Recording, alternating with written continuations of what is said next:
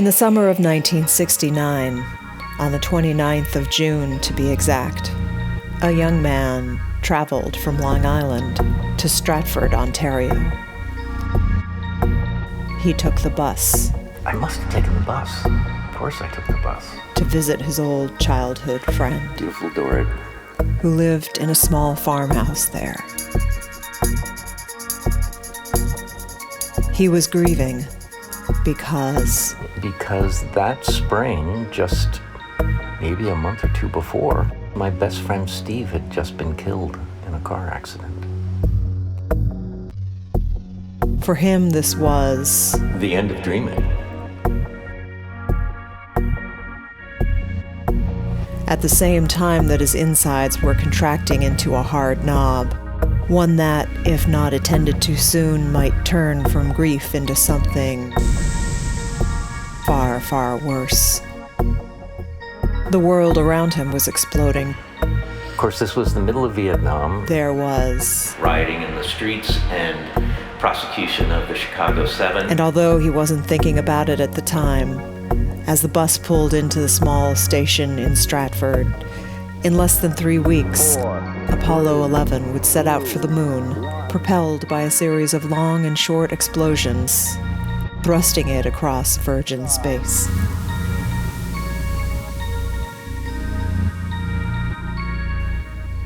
But for right now, his mind is on the lump in his gut, a twisted knot that he has no idea how to unwind, thinking, I gotta get into life.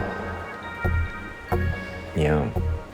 Anyway, I come into this plaza and it's evening, so there's this kind of delicious light. Everything feels very warm and mysterious. Eventually, he hears the thin metal clattering of a Volkswagen van. Beautiful Dorrit. A sound perhaps not unlike what Apollo 11 will make as it flies through space. It's just a tinny bunch of rattling metal. And so she drives up. Beautiful Dorrit in her Volkswagen van. Eventually, they get to this little farmhouse with a big barn that's falling down. Heading toward There's a huge oak tree. And 8 or 9 people sitting around a big bonfire. What else? The faces around the fire are lit up by the fire. He still has the memory of how Everybody was sitting on big rocks. By this time, the moon is coming up. A full moon against the cloudless sky, surrounded by a holy reckoning of constellations. As a city boy, he has never seen so many stars. And as he steps out of the van, Dorrit, Beautiful Dorrit, kind of disappears psychically. Mm-hmm. And it's just like what? This whole new world.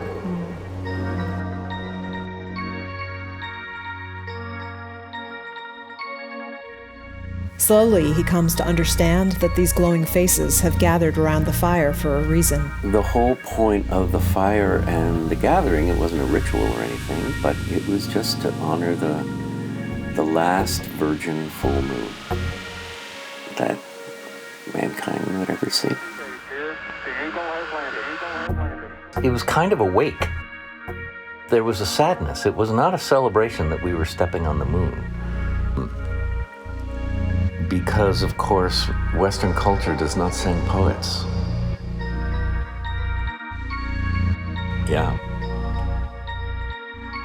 With that, all his personal concerns, these inner and outer explosions that had occupied him, receded. The moon thing became so cosmic that my personal life was kind of, at least in that moment, was kind of left in the dust. Yeah, it was the crack in the wall of a certain way of looking at the world. He looked around for Dorrit. Beautiful Dorrit. But she was on her way into the house.